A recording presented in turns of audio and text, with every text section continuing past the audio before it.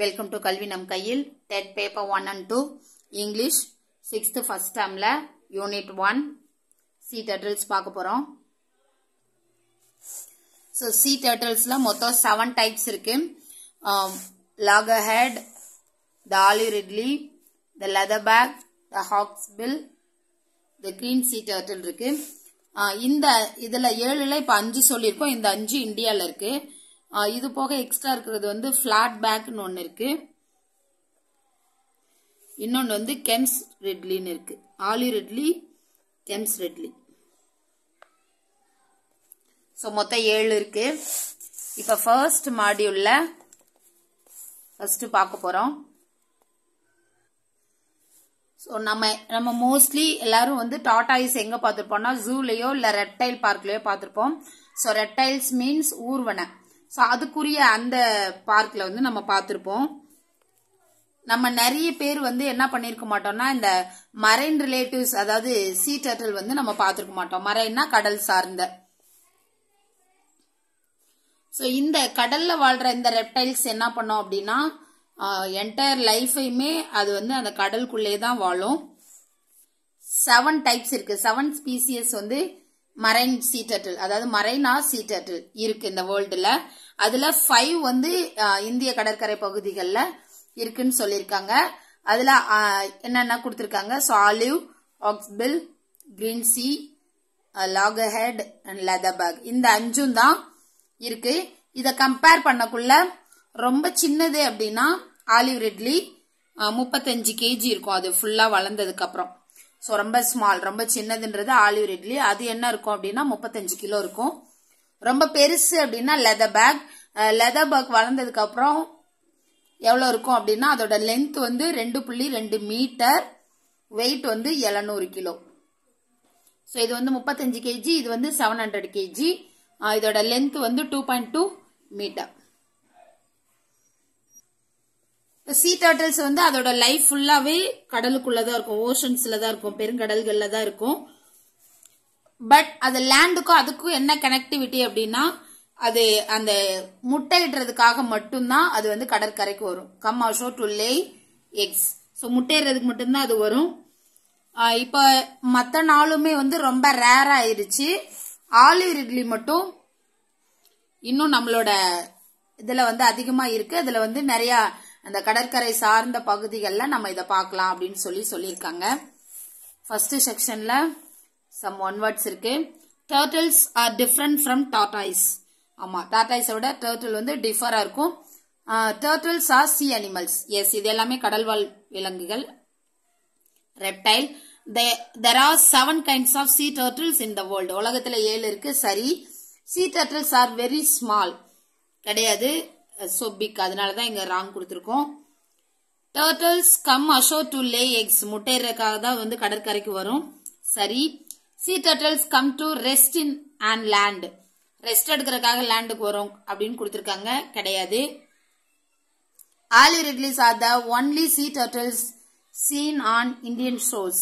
So இந்திய கடற்கரைகள்ல நம்ம பார்க்கக்கூடிய அந்த ஆமை இனம் எது அப்படின்னா டர்ட்டில் இனம் எதுனா ஆலிவ் ரிட்லி. இது கரெக்ட். மித்த எல்லாமே கடற்கரைக்கு வராது. சோ நம்ம மோஸ்ட்லி இந்த 5ல இது ஒன்னதான் பார்ப்போம். இப்ப இங்க வந்து சினானிம்ஸ் கொடுத்திருக்காங்க. மரைன் அப்படின்னா found in the sea. So sea சார்ந்து, கடல் சார்ந்து. ஸ்பீசியஸ் அப்படின்னா group of animals with common features. பொதுவான பண்புகளோட காணப்படுற விலங்குகளை தான் நம்ம என்ன சொல்லுவோம் அப்படின்னா ஸ்பீசியஸ் சொல்லுவோம். அட் கோஸ்டல் அப்படின்னா land by the edge of the sea. So கடல் முடிகிற இடத்துல இருக்கிற நிலத்தை தான் நம்ம வந்து கோஸ்டல் சொல்லுவோம், அதாவது கடற்கரை. தென் டு யூ நோ ஒன்னு கேட்டிருக்காங்க. ஆரிபெடா. ஆரிபெடானா மாஸ்ட் நெஸ்டிங், அதுதான் ஆரிபெடான்னு சொல்லுவோம். So arribada or mass nesting. So இந்த மாஸ் நெஸ்டிங் அப்படின்னா ஒரே டைம்ல நிறைய ஆமைகள் வந்து கடற்கரைக்கு வரும். சோ இங்க சொல்லிருக்காங்க olive ridley come ashore alone to lay their eggs. So olive ridley வந்து முட்டையிடுறதுக்காக கடற்கரைக்கு வரும். Odisha is one of the only 3 places in the world.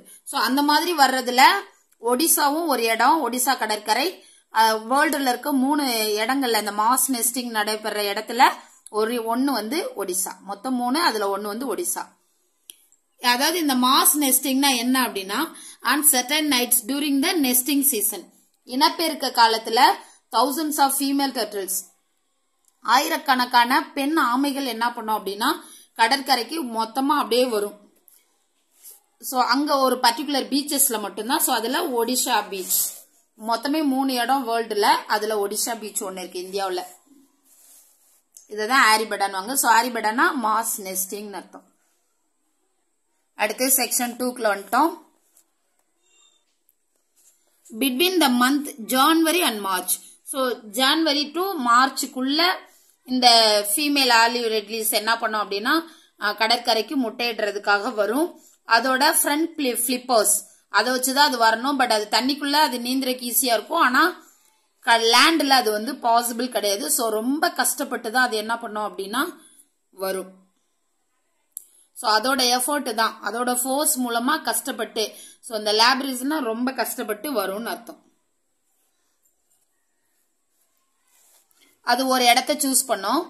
அது எப்படி இருக்கும் அப்படின்னா அந்த அலைவரிசை கொஞ்சம் ஹைட்ல இருக்கும், அலைவரிசையோட கொஞ்சம் ஹைட்ல இருக்கும். அந்த இடத்துல அது என்ன பண்ணும்னா ஒரு கேவிட்டி, ஒரு குழி, கூடு மாதிரி ஒரு குழியை வந்து தோண்டும் 45 சென்டிமீட்டர் ஆழத்துல.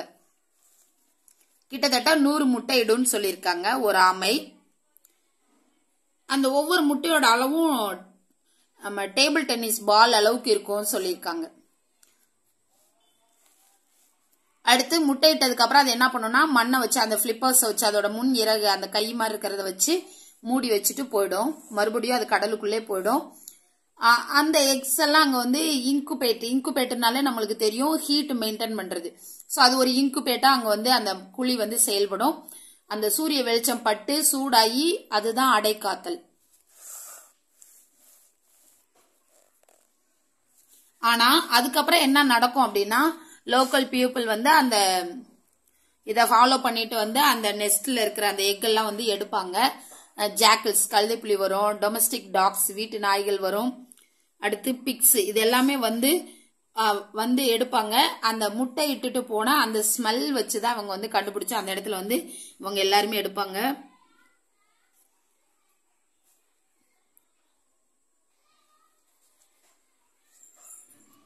ஸோ இதுல எல்லாம் இருந்து தப்பிச்ச அந்த எக் என்ன பண்ணோம் அப்படின்னா பிரெடிடேட்ஸ் அப்படின்னா வேட்டையாடுற விலங்குகள். ஸோ இந்த பிரெடேட்டர்ஸ்ல இருந்து இது வந்து தப்பிச்சது வந்து என்ன ஆகும் அப்படின்னா ஒரு ஆமை, குட்டி ஆமையா வந்து 45ல இருந்து 60 நாள், கிட்டத்தட்ட ஒரு 1.5 மாசத்துல இருந்து 2 மாசம் வரைக்கும் அடைக்காத்தல்ல இருந்து அது ஒரு குட்டி ஹேட்சா வந்து வெளியில வரும். The hatchling slash open the leather. So அந்த ஸ்லாஷ் அப்படின்னா அதை ஓபன் பண்றது, கட் பண்றது. ஹேட்ச்லிங்னா ஆமைக்குட்டி. ஸோ அது என்ன பண்ணும் அப்படின்னா அந்த ஓடை வந்து முட்டையோட ஓடை வந்து உடைச்சிதான் அது வந்து வெளியில வரும் கட் பண்ணி. ஸோ அதுக்கு கட் பண்றதுக்கு எது ஹெல்ப் பண்ணோம்னா அதோட டைனி எக் டூத். இந்த எக் டூத் அப்படிங்கிறது என்ன அப்படின்னா அதோட மூக்குல இருக்கும் ஷார்ப்பா அந்த ரேசர் பிளேடு, அதாவது ரம்பத்துல இருக்கிற அந்த ஷார்ப்பான பகுதி மாதிரி இருக்கும். அதை வச்சு அது என்ன பண்ணும்னா கட் பண்ணி வெளியில வரும். ஸோ ஸ்னவுட்னா பாயிண்டட் நோஸா இருக்கிற அனிமல்ஸ் வந்து நம்ம என்ன சொல்லுவோம்னா அதை வந்து ஸ்னவுட்னு சொல்லுவோம்.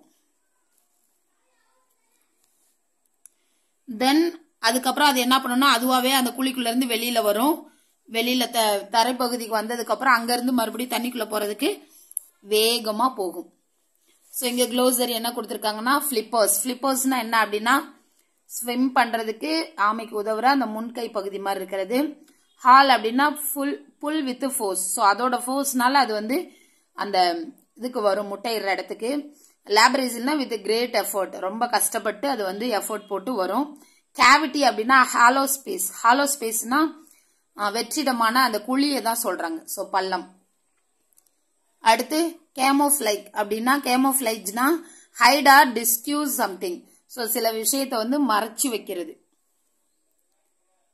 அந்த மண்ணை போட்டு மூடி வைக்கிறது இல்லைங்களா, அதுதான். தென் இன்குபேட் அப்படின்றது வந்து அதை வார்ம், அந்த வெப்பநிலையை மெயின்டைன் பண்றதுக்காக இன்குபேட் வைக்கிறது தான். அடுத்து பிரிடேட்டர்ஸ் அப்படின்னா அந்த ஒரு அனிமல் இன்னொரு அனிமலை சாப்பாட்டுக்காக கொள்றது. ஸ்லாஷ்னா கட் பண்றது, ஸ்னவுட்னா pointed nose of an animal, ஒரு அனிமலோட பாயிண்டான ஷார்ப்பான ஒரு மூக்கு.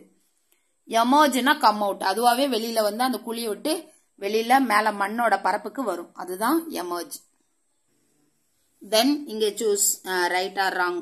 So true or false. Female olive ridley come ashore at night to lay eggs, முட்டையிடுறதுக்காக அது வந்து கடற்கரைக்கு வரும். சரி. The eggs of an olive ridley are in the shape and size of a cricket ball கொடுத்திருக்காங்க. கிரிக்கெட் பால் அளவு கிடையாது, table tennis ball அளவு இருக்கும். ஸோ இது ராங். அடுத்து ridleys come to lay the eggs in the month of January கொடுத்திருக்காங்க. அதுவே தப்புன்னு தான் கொடுத்திருக்காங்க. ஏன்னா between January and March. So ஜான்வரில இருந்து மார்ச்சுக்குள்ள எப்ப வேணாலும் அது வரலாம். Then the turtles use their flippers and make a hollow for their nest. Yes. So அந்த ஃபிளிப்பரை யூஸ் பண்ணி தான் அது வந்து ஒரு ஓட்டைய, ஒரு குழியை வந்து உருவாக்கும். The hatchlings use a tiny egg tooth to come out of the egg. Yes, அந்த tiny egg tooth, அந்த முட்டை பல்ல வச்சுதான் அது என்ன பண்ணும் அப்படின்னா வெளியில அதை கட் பண்ணிட்டு வரும். தென் இங்க ஒரு டூ யூ நோ கொடுத்திருக்காங்க. ஸோ ஆல்ரெடி ஆரிபடா ஒன்று பார்த்தோம். ஸோ அந்த ஆரிபடாவும் இதுவும் நம்ம பார்த்து வச்சுக்கணும். டூ யூ நோ அப்படின்னாலே அங்க மேபி அது இம்பார்ட்டண்டா இருக்கலாம். ஸோ இங்க என்ன கொடுத்திருக்காங்க அப்படின்னா இந்த டெம்பரேச்சர் உள்ள அந்த எக்கு எவ்வளோ டெம்பரேச்சர்ல இருக்குன்றத வச்சுதான் அந்த டர்ட்டிலோட செக்ஸை வந்து நம்ம டிசைட் பண்ண முடியும்னு சொல்றாங்க. அதாவது எக்ஸாக்ட்லி அந்த அடைக்காத்தல் காலங்கள்ல 27 டிகிரி செல்சியஸ்ல இருந்து 28 டிகிரி செல்சியஸ்க்குள்ளதான் இருக்கு அந்த சூரிய வெப்பமோட அளவு வந்து அப்படின்னா மேக்சிமம் அங்க வந்து எல்லாமே வந்து மெயில் ஹேச்லிங்ஸ் தான் இருக்கும். ஸோ ஆண் இனம் தான் இருக்கும். அதுவே 30 டிகிரில அது இருந்துச்சுன்னா ஃபுல்லா அந்த ஆமைக்குட்டிகள் எல்லாமே ஃபீமேலா இருக்கும். ஸோ அப்ப equal mix of male and female இருக்கணும் அப்படின்னா, ஸோ ஆண் பெண் இனங்கள் வந்து கிட்டத்தட்ட சமமா இருக்கணும் அப்படின்னா அந்த முட்டை இன்குபேட் ஆகுற அந்த டிகிரியோட அளவு என்னவா இருக்கணும்னா 29ல இருந்து 30 இருக்கணும். ஸோ ஒன்னு 29 இல்லைன்னா 30 இந்த டிகிரி செல்சியஸ்ல இருக்கும் போதுதான் அதுல வந்து ஆண் இனம் பெண்ணினம் எல்லாமே கலந்துருக்கும். இதுக்குள்ள இருந்துச்சுன்னா ஃபுல்லாவே ஆண் இனமா இருக்கும். 30 போயிடுச்சுன்னா எல்லாமே பெண்ணினமா இருக்கும்.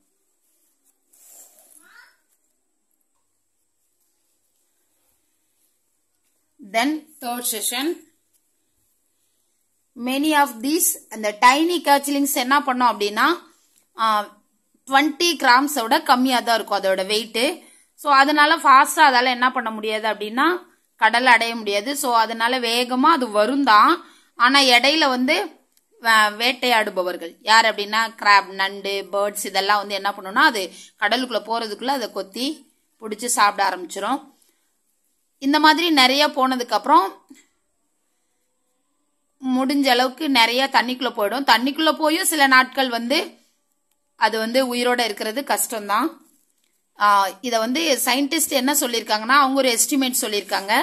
1000 ஆமை குட்டிகள்ல இருந்து ஒண்ணு தான் வந்து உயிர் பொழைக்குமா. ஸோ ஆனா அது இதனால இதுல பாதிப்பு இல்லை. ஏன் அப்படின்னா அந்த டர்ட்டில்ஸ் வந்து நிறைய எக்கு வந்து ஒரு ஆமை வந்து 100 முட்டை இடுறதுனால அது ஒன்றும் பெருசா பாதிப்பு இருக்காது அப்படின்னு சொல்லியிருக்காங்க. இதுல இன்னொன்னு என்ன சொல்லியிருக்காங்க அப்படின்னா அப்படி தப்பிச்சு அது அங்கிருந்து வேற எங்கேயோ போய் வாழுதுனாலும் அது எவ்வளோ தூரம் கடல்ல போனாலும் திரும்ப அதோட அந்த அடல்ட் ஏஜை ரீச் பண்ணதுக்கு அப்புறமா அது என்ன பண்ணும்னா மறுபடியும் அதே இடத்துக்கு வரும். அதாவது அது வளர்ந்து அடல்ட் ஆகி அந்த நெஸ்டிங் சீசன் வரும்போது அது எங்க பிறந்துச்சோ அந்த கடற்கரைக்கு அது முட்டையிடுறதுக்கு வருமா. இது எதனால எப்படி அந்த இடத்த கண்டுபிடிச்சு அது வருதுன்னு இது வரைக்கும் வந்து கண்டுபிடிக்க முடியல. இது ஒரு புரியாத புதிரா இருக்கு. ஊர்வனையில இந்த ரெட்டைல்ஸ்ல இது ஒரு புதிரா இருக்கு அப்படின்னு சொல்லியிருக்காங்க. இதுக்கும் நாம வந்து வாழ்றதுக்கு இடம் கொடுக்கணும் இந்த புவியிலன்னு சொல்லியிருக்காங்க. இதுதான் ஆலிவ் ரிட்லி. ஸோ இது வந்து பல டேஞ்சர்ஸை கடந்து மில்லியன் ஆஃப் இயர்ஸ் வந்து அது இங்க வாழ்ந்துட்டு இருக்கு. ஆனா மனிதர்களோட நடவடிக்கைகள் சில லாஸ்ட் ஃபியூ டெக்காடஸ்னா தலைமுறை, சில தலைமுறைகளா வந்து நம்ம இதுக்கு என்ன பண்றோம்னா இன்னும் நம்ம வந்து அதோட வாழும் சூழலை வந்து மாத்துறோம்னு சொல்லியிருக்காங்க. அதாவது இந்த மோட்டார் போட்ல மாட்டி அதை இறக்குது, அப்புறம் பொல்யூஷன் கடல்ல வந்து பொல்யூஷன் பண்றோம், அடுத்தது வந்து அங்க பிளாஸ்டிக்லாம் போடுறோம், பிளஸ் அந்த கடற்கரையில அது முட்டையிட வர்ற இடத்துல நம்ம கன்ஸ்ட்ரக்ஷன் ஒர்க் பண்றோம். ஸோ இதெல்லாம் வந்து அதோட வாழ்ற அந்த இதை வந்து பாதிக்குதுன்னு சொல்லியிருக்காங்க. ஸோ இதெல்லாம் நம்ம அவாய்ட் பண்ணா மட்டும்தான் டர்ட்டில்ஸ் வந்து அதோட வாழ்க்கையை வந்து கண்டினியூ பண்ண முடியும் அப்படின்னு சொல்லியிருக்காங்க. ஸோ இதை எழுதினவர் யார் அப்படின்னா சேகர் தத்தாரி. இவர் வந்து ஒரு ஆர்டிக்கல் எழுதுறவர். இன்னொன்னு என்னன்னா இவர் ஒரு ஃபில்ம் மேக்கர். ஸோ இவர் வந்து ஒரு பாப்புலர் ஆர்டிக்கல் வந்து வைல்ட் லைஃப் பத்தி எழுதியிருக்காரு. அதே மாதிரி இவர் வந்து கன்சர்வேஷன் பண்ணியிருக்காரு, ஃபில்ம் மேக்கிங் பண்ணியிருக்காரு. சின்ன வயசுல இருந்தே இவருக்கு இந்த வைல்டு நேச்சர்னா ரொம்ப பிடிக்குமா. ஸோ இவர் வந்து அவார்டு வின் பண்ணியிருக்காரு வைல்ட் லைஃப்காக, கன்சர்வேஷன் ஃபில்ம் மேக்கர். ஸோ இவர் வந்து நிறைய வைல்ட் லைஃப் பத்தி ஃபில்ம் மேக் பண்ணியிருக்காரு, அது அவார்டு வாங்கியிருக்கு. இவரை பத்தி நிறைய இதை பத்தி தெரிஞ்சுக்கலாம்னு சொல்லியிருக்காங்க. நம்ம இந்த வேர்டை பத்தி பாத்துக்கலாம். சீ டர்ட்டில் ஆர்டிக்கல் எழுதினவர் யாருன்னா சேகர் தத்தாரி. ஸோ நம்மளுக்கு வந்து தெரியும். அடுத்து இங்க க்ளோசரி இருக்கு. ஸோ சர்வைனா கண்டினியூ டு லிவ். அடுத்து மிஸ்டீரியஸ் அப்படின்னா டிஃபிகல்ட் டு அண்டர்ஸ்டாண்ட், புரிஞ்சுக்கிற முடியாத விஷயங்களை தான் நம்ம அப்படி சொல்லுவோம். அடுத்து ஃபேசினேட்டிங் அப்படின்னா அட்ராக்டிங் கிரேட்லி. ஸோ இது ரொம்ப புரியாத புதிராவே ரொம்ப அட்ராக்ட் பண்ற ஒரு விஷயமா இருக்கு. டெக்காட்னா பீரியட் ஆஃப் 10 years சொல்லியிருக்காங்க. ஸோ இங்க ஆமையோட வாழ்நாள் வந்து 10 இருந்து 13 வருஷம். அதனால இதை வந்து நம்ம டெக்காடுன்னு சொல்றோம். சரிப்பா 10 years சொல்றோம். இப்ப மனிதனுக்கு ஒரு தலைமுறை அப்படின்னா 30 years. அதாவது ஒரு குறிப்பிட்டு எதையுமே சொல்ல முடியாதுன்னு சொல்றாங்க. தலைமுறை அப்படின்னா ஒரு மனிதன் பிறந்து அவன் இன்னொரு குழந்தைய உருவாக்குற அந்த ஏஜ் வரைக்கும் தான் ஒரு தலைமுறை. சோ 25 இருந்து 30 அப்படின்ற மாதிரி சொல்றாங்க. சிலர் வந்து ஒரு மனிதனோட வாழ்நாள் காலம் தான் ஒரு தலைமுறை, சோ 60 அப்படின்னு சொல்லியும் சொல்றாங்க. எக்ஸாக்ட்லி ஆமைக்கு வந்து 10 years தலைமுறை அப்படிங்கிறது.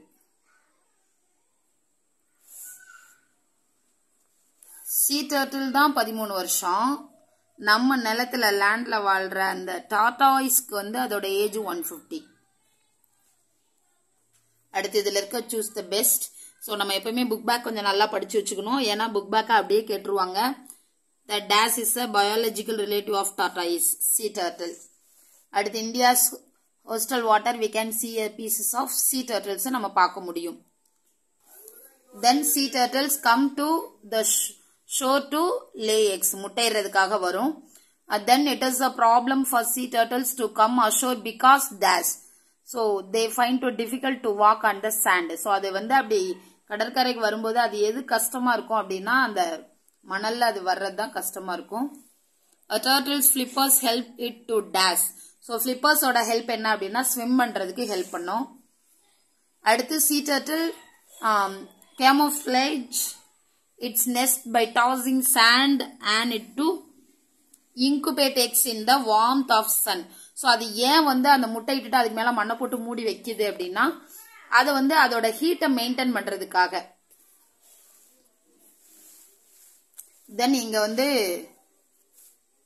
ஹோமோபோன்ஸ் கொடுத்திருக்காங்க. சோ இந்த பிரேனா வேட்டையாடுறது, இந்த பிரேனா பிரேயர் பண்ணிக்கிறது. அடுத்து இந்த ஹோல்னா முழுவதும், இந்த ஹோல்னா ஓட்டை. இந்த நைட்னா இரவு, இந்த நைட்னா குதிரை. அடுத்து இந்த சென்ட்னா அனுப்புறது, இந்த சென்ட்னா வாசனை. இந்த சீனா பாக்குறது, இந்த சீனா கடல்.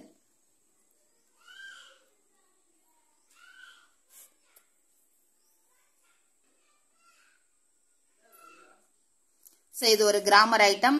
மச் எங்க யூஸ் பண்ணணும், மெனி எங்க யூஸ் பண்ணணும், லிட்டில், ஃபியூ.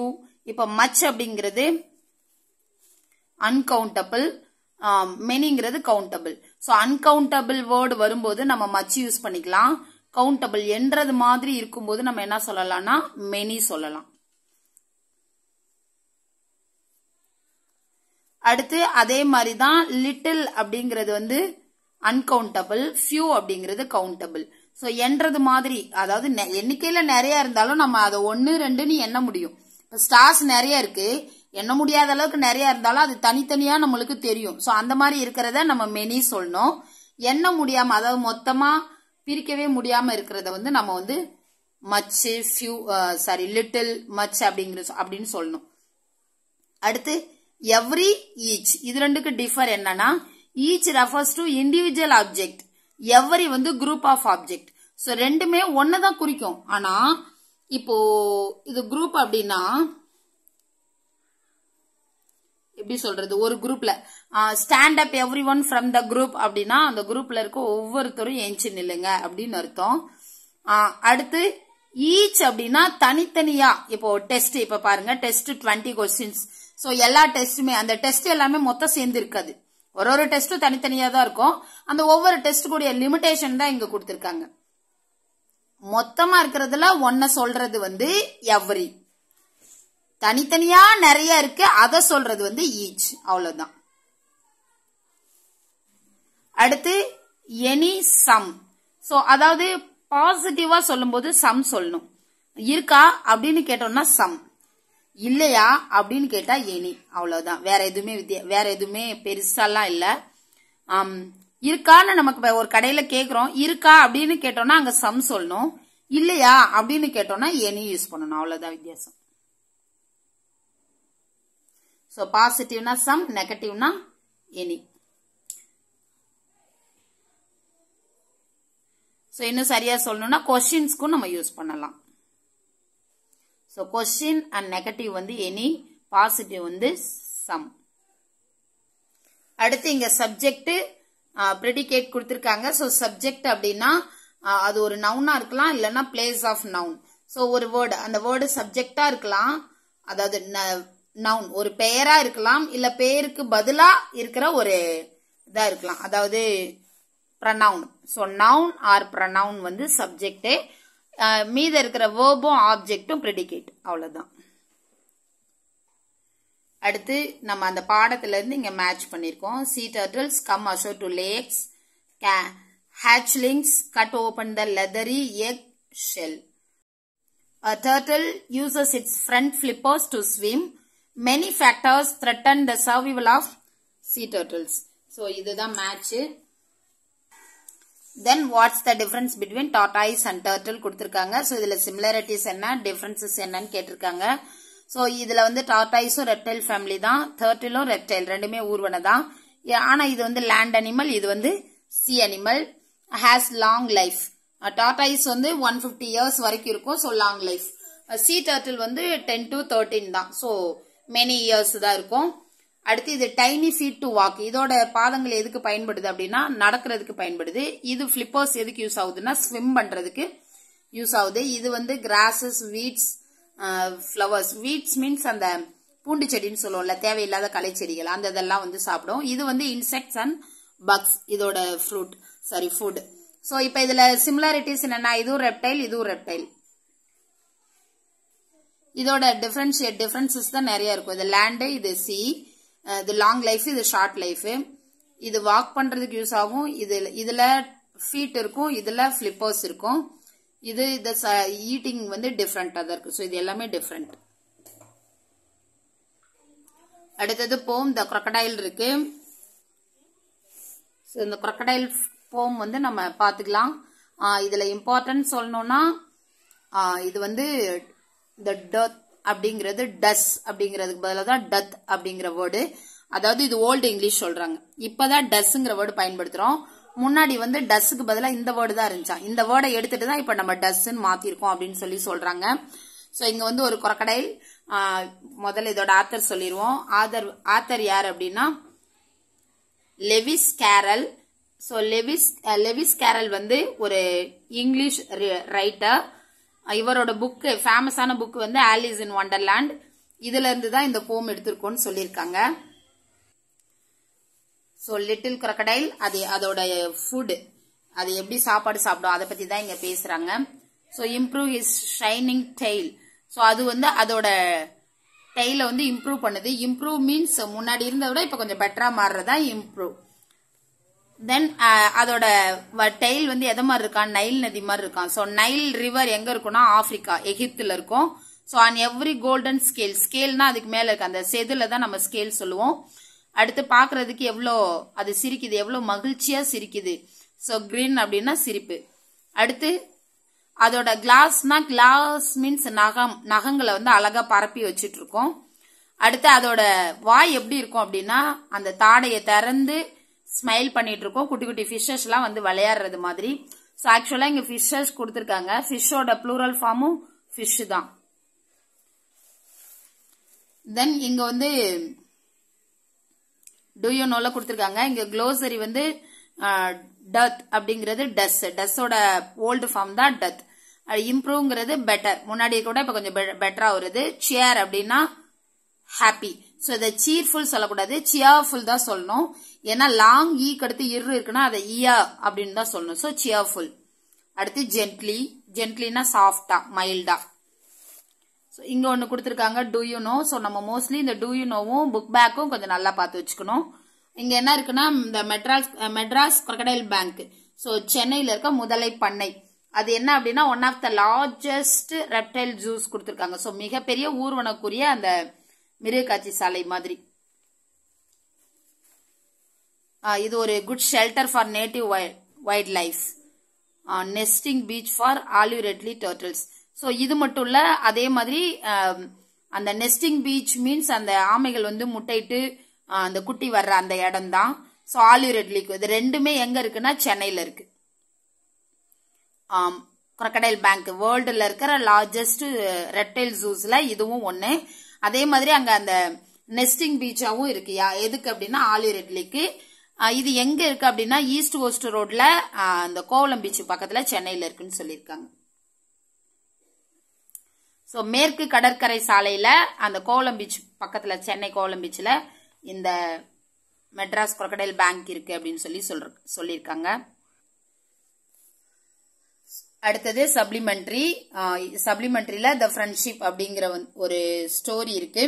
ஒரு நல்ல நட்பை பத்தின ஸ்டோரி. இது வந்து உண்மை கதை அப்படின்னு சொல்லியிருக்காங்க. டிசம்பர் 26, 2004 சுனாமி வந்தது நம்ம எல்லாருக்குமே தெரியும். ஸோ அந்த சுனாமி வந்தப்ப ஆப்பிரிக்காவோட கென்யா கடற்கரையிலையும் இந்தியாவை சுனாமி தாக்கும் போது அங்கேயும் சுனாமி தாக்கியிருக்கு. அங்க சில ஹிப்போபொட்டமஸ்லாம் அந்த கடற்கரையில தண்ணியில நீந்திட்டு இருக்கு. ஸோ கென்யாவோட அந்த கடற்கரையை தாக்கும் போது அந்த ஹிப்போஸ் எல்லாமே என்ன பண்ணிருக்குன்னா தண்ணியில அடிச்சுட்டு போயிடுச்சு. அடுத்த நாள் மக்கள் எல்லாமே அந்த பீச்சுக்கு வந்து அந்த சுனாமினால பாதிப்பு எப்படி இருக்குன்னு பாக்குறதுக்காக வர்றாங்க. அப்போ வந்து அந்த ஹிப்போஸ் எதுவுமே அவங்க கண்ணுக்கு தெரியல. ஆனா அவங்க வந்து ஒரு பேபி ஹிப்போவை பாக்குறாங்க. அந்த பாறைகளுக்கு இடையில ஒரு ஹிப்போ நீர் யானையோட குட்டியை பாக்குறாங்க. கொஞ்சம் பேர் போய் அதை எப்படியாவது ரெஸ்கியூ பண்ணணும்னு சொல்லிட்டு போறாங்க. ஆனா அது அவங்களுக்கு ஈஸியா ஃபீல் ஆகல. என்ன ரீசன் அப்படின்னா அந்த பேபி ஹிப்போட வெயிட்டே வந்து 600 பவுண்டு. அதாவது நம்ம இதுல சொல்லணும்னா 270 kg இருக்கு. ஸோ 270 கிலோல இருக்கிற ஒரு குட்டியை வந்து நம்ம ஒரு பேபி மாதிரி தூக்கி வச்சுக்க முடியாது இல்லைங்களா? ஸோ அவங்களால அதை முடியல. But he was tired and frightened and hungry. So இங்க ஹீங்கிறது அந்த ஹிப்போ, பேபி ஹிப்போ. அது பார்க்க ரொம்ப டயர்டா இருக்கு, பயத்தோட இருக்கு, ரொம்ப பசியோடயும் இருக்கு. So he kept running away and rushing at the people. அது மக்களை நோக்கி ஓடுது, ரொம்ப ஃபாஸ்டா ஓடுது. அத அவ்வளோ சீக்கிரம் யாராலையும் கேட்ச் பண்ண முடியல. ஸோ மக்கள் எல்லாமே ரோப் எடுத்துட்டு போறாங்க, நெட்டு, போட்டு, கார் எல்லாத்தையும் எடுத்துட்டு போறாங்க. நான் அவங்களால பிடிக்கவே முடியல, யாராலையுமே அதை பிடிக்க முடியல. அந்த பேபி ஹிப்போ வந்து கீழே வருது. அந்த கடற்கரையை விட்டு வரும்போது அங்க ஒரு ஓவன் கூட மல்யுத்தம், அந்த சண்டை நீங்க படத்துல எல்லாம் பார்த்திருப்போம், ஒரு விலங்கும் மனிதனும் சண்டை போட்டா எப்படி இருக்கும்னு. சோ அந்த மல்யுத்தம் முடிச்சதுக்கு அப்புறமா தான் அந்த பேபி ஹிப்போவை எல்லாரும் வந்து பிடிக்க முடிஞ்சுது. சோ அந்த மனிதன் கூட அது சண்டை போட்டதுனால அந்த பேபி ஹிப்போவுக்கு பேர் வச்சுட்டாங்க. என்ன பேருனா அவரோட பேரையே வச்சுட்டாங்க, ஓவன் சொல்லிட்டு. சோ அந்த ஓவன் வந்து பிடிச்சி எல்லாரும் எங்க எடுத்துட்டு போறாங்கன்னா வைல்ட் லைஃப் சாங்சுரிக்கு எடுத்துட்டு போறாங்க. அதாவது மிருக காட்சி அந்த ஜூக்கு வந்து எடுத்துட்டு போறாங்க. ஜூங்கிறது சின்னது இல்லையா, நம்ம சரணாலயம், வைல்ட் லைஃப் சாங்சுரிக்கு எடுத்துட்டு போறாங்க. எல்லாருமே அங்க அதை பாக்குறாங்க, ஹாப்பியா ஓகே அது என்ன நல்லாயிடும் அப்படின்ற ஃபீல்ல பாக்குறாங்க. ஆனா அதுக்கு வந்து ஹாப்பியா இல்ல, அது ரொம்ப டயர்டா இருக்கு. பிளஸ் அந்த இடத்த பார்த்தோம்னா ரொம்ப பயப்படுது. அது அந்த இடத்துக்குள்ள போயிடுச்சு. அங்க அது பார்க்கக்குள்ள ஒரு கிரேயிஷ் டார்டாய்ஸ் ஒன்னு பாக்குது, ஒரு கிரே கலர்ல ஒரு பெரிய டார்டாய்ஸ், ஒரு ஆமைய பாக்குது. It looked a bit like his mother. அது பாக்குறதுக்கு ஏதோ ஒரு ஒரு ஜாடையில அவங்க அம்மா மாதிரி அதுக்கு ஃபீல் ஆகுது. He ran to the creature and hid behind it. உடனே குடுகுடுன்னு ஓடி போய் அந்த ஆமைக்கு பின்னாடி உட்காந்து மறைஞ்சுக்குது. எல்லாரும் அதை பாக்குறதுல இருந்து இது பண்றதுக்காக. Just like a baby hippo would hide behind its mother. அதாவது அது பாக்குறதுக்கு எப்படி இருக்குன்னா ஒரு குட்டி ஹிப்போ அதோட அம்மாவுக்கு பின்னாடி போய் மறைஞ்சுக்கிற மாதிரி ஃபீல் ஆகுது. அந்த அனிமலுக்கு ஒண்ணுமே தெரியல. அது கிட்டத்தட்ட 130 வருஷம் ஆயிடுச்சு. சோ அவ்வளோ 130 வயசான ஒரு ஓல்டு ஜெயின் டார்டாயிஸ் கால்டு எம்சி. அதோட பேர் என்னன்னா எம்சி. அது வந்து ஒரு எப்படி சொல்றது பெருசா ஜெயிண்ட் மாதிரி இருக்கும். ஒரு ராட்சச ஆமை அதுக்கு பின்னாடி போய் அது மறைஞ்சுக்குது. MC was surprised. இது இப்படி பண்றதை பார்த்துட்டு அந்த ஆமைக்கு ஒரே அதிசயம் ஆச்சரியமா இருக்கு. ஆனாலும் அது வந்து என்ன பண்ணுது அப்படின்னா அக்செப்ட் பண்ணிக்குது. ரொம்ப சீக்கிரமாவே 2 பேரும் ஃப்ரெண்ட் ஆயிடுறாங்க. ஃபர்ஸ்ட் ஓவனுக்கு வந்து எப்படி சாப்பிடணும், என்ன சாப்பிடணும், எப்படி சாப்பிடணும் எதுவுமே தெரியல. What to eat and how to eat ரெண்டுமே தெரியல. ஆனா அது என்ன பண்ணுதுன்னா எம்சியை ஃபாலோ பண்ண ஆரம்பிக்குது. சோ அது காப்பி பண்ண ஆரம்பிக்குது. அது என்ன பண்ணுதோ அது அப்படியே இதுவும் ஃபாலோ பண்ணுது. அதாவது அம்மா மாதிரி அது ஃபீல் பண்ணிக்குது. அது பண்றதெல்லாம் இது வந்து பண்ணுது. எம்சி தான் அதுக்கு சொல்லி கொடுக்குது. என்னென்ன எம்சி என்ன சாப்பிடுதோ அதெல்லாம் ஓவனும் சாப்பிடுது. லீவ்ஸ், கிராஸ், திங்ஸ் எல்லாம் அது என்ன சாப்பிடுதோ அது அப்படியே இதுவும் சாப்பிடுது. அதுக்கப்புறம் 2 பேரும் ஒன்னா சுத்த ஆரம்பிச்சாங்க, ஒன்னா நீந்த ஆரம்பிச்சாங்க, ஒன்னா தூங்க ஆரம்பிச்சாங்க, ஒன்னா சாப்பிட ஆரம்பிச்சாங்க. ரொம்ப சீக்கிரமாவே 2 பேரும் அவங்கவுங்களுக்கு என்ன செய்யறாங்க, அவங்கவுங்க என்ன செய்ய போறாங்க அப்படிங்கறத ஷேர் பண்ணிக்கிற அளவுக்கு ஃப்ரெண்ட்லியா ஆயிட்டாங்க. இது வந்து அங்க வர்ற மக்களை ரொம்ப ஆச்சரியப்படுத்துது. இது வந்து ஒரு அன்யூஷுவல், இது வந்து ஒரு சாதாரணம் கிடையாது, அசாதாரணமான ஒரு நிகழ்வு. பிகாஸ் மேமல் அண்ட் ரெப்டைல் சொல்லியிருக்காங்க. சோ மேமல் அப்படிங்கிறது ஒரு பாலூட்டி, ரெப்டைல்ங்கிறது ஒரு ஊர்வன. ஒரு பாலூட்டியும் ஒரு ஊர்வனமும் எப்படி ஃப்ரெண்ட்ஸ் ஆச்சு, சோ அவங்க எப்படி ஒரு ஃப்ரெண்ட்ஷிப் அவங்களுக்குள்ள எப்படி அந்த பாண்ட் வந்துச்சுன்னு மக்களுக்கு எல்லாம் ரொம்ப வியப்பா இருக்கு. அவங்க வந்து ரொம்ப ஃபேமஸ் ஆயிட்டாங்க. லாட் ஆஃப் நியூஸ் சேனல்ஸ் எல்லாம் அவங்கள பத்தி நிறைய எழுதுறாங்க, நிறைய பேசுறாங்க. ஈவன் டுடே இப்ப நீங்க வேணாலும் கூட அந்த இதையும் எம்சியையும் அந்த ஓவனையும் நீங்க வந்து ஆப்பிரிக்கால இருக்கிற அந்த ஜூல போனா அந்த வைல்ட் லைஃப் சாங்சுரியில போனா பார்க்கலாம், அந்த வனவிலங்கு சரணாலயத்துல போனா பார்க்கலாம்னு சொல்லியிருக்காங்க. ஸ்டோரி கேட்ட உடனே எனக்கே அதை பார்க்கணும்னு தோணுச்சு. அதனால நான் போய் ரெஃபர் பண்ணி வீடியோ எடுத்து வச்சிருக்கேன். இப்போ நான் அதை உங்களுக்கு காட்டுறேன், நீங்க பாருங்க. ஸோ இதுதான் இந்த ஸ்டோரியில வர்ற எம்சி அண்ட் ஓவன். இந்த மாதிரி தான் வந்து இந்த வனவிலங்கு சரணாலயத்தில் மக்கள் வந்து அதை பார்த்துட்டு போயிட்டு இருக்காங்க. ஸோ ரெண்டுத்தோட ஃப்ரெண்ட்ஷிப் பார்க்கக்குள்ள எல்லாருக்குமே ரொம்ப வியப்பா இருக்கு. அது ஒன்று இன்னொன்று ரொம்ப புரிஞ்சுக்கிட்டு அழகான ஒரு அண்டர்ஸ்டாண்டிங்ல நல்ல ஒரு ஃப்ரெண்ட்ஷிப்பை மெயின்டைன் பண்ணிட்டு இருக்கு. இது இன்ன வரைக்கும் நல்ல ஹெல்த்தியா அந்த வைல்ட் லைஃப் சாங்சுரியில வந்து இது இருக்கு. இப்போ போனா கூட நம்ம பார்க்கலாம். ஓகே, நம்ம இதை போய் பார்த்துட்டோம். அடுத்து நம்மளோட பார்ட்டுக்குள்ள போயிடலாம். அடுத்து choose the correct answer from the option given கொடுத்திருக்காங்க. ஸோ இந்த baby hippo was named after the rescuer. அதை வந்து காப்பாத்தினதுக்கு அப்புறம் தான் அவருக்கு அந்த நேம் அந்த ஹிப்போக்கு வந்து வந்தது. அடுத்து விச் சென்டென்ஸ் இஸ் கரெக்ட்னு கேட்டிருக்காங்க. MC did not know why Owen came close to him but he let him stay. எம்சிக்கு புரியல ஏன் அதுக்கு பக்கத்துல அது வருதுன்னு சொல்லி. ஆனா அது என்ன பண்ணுச்சு அப்படின்னா அது கூட அது இருக்கிறதுக்கு அலோவ் பண்ணுச்சு. What did MC teach Owen in the wildlife sanctuary. அந்த வைல்ட் லைஃப் அந்த வனவிலங்கு சரணாலயத்துல அது எம்சி வந்து ஓவனுக்கு என்ன சொல்லி கொடுத்துச்சுன்னா டு ஈட், சாப்பிடுறதுக்கு சொல்லி கொடுத்துச்சு. தென் இங்க ஒன்னு இருக்கு. ஸோ ஒரு குரூப் ஆஃப் வேர்ட்ஸ் கொடுத்துருக்காங்க, அதுக்கு நேம் பண்ண சொல்லியிருக்காங்க. ஸோ இது எல்லாமே லேண்ட் அனிமல்ஸ், இது எல்லாமே சி அனிமல்ஸ், இல்ல அக்வான்னு சொல்லுவாங்க. அடுத்து இது எல்லாமே கடல்ல கிடைக்கக்கூடிய பொருட்கள், ஸோ கடல் சார்ந்த பொருட்கள், சி ப்ராடக்ட்ஸ். இது எல்லாமே கடல்ல இருக்கக்கூடிய வாகனங்கள், ஸோ சி வெஹிக்கிள்ஸ். இது எல்லாமே வந்து கடல்ல விளையாடுற விளையாட்டுகள், ஸோ இது சி கேம்ஸ். இது எல்லாமே கடல் சார் பறவைகள், so C birds. So maybe இதை கொடுத்துட்டு இது என்னன்னு கேட்கலாம். ஸோ இதோட யூனிட் 1 கம்ப்ளீட் ஆகுது. தென் unit 2 when the trees walked. We will see in this unit. Thank you.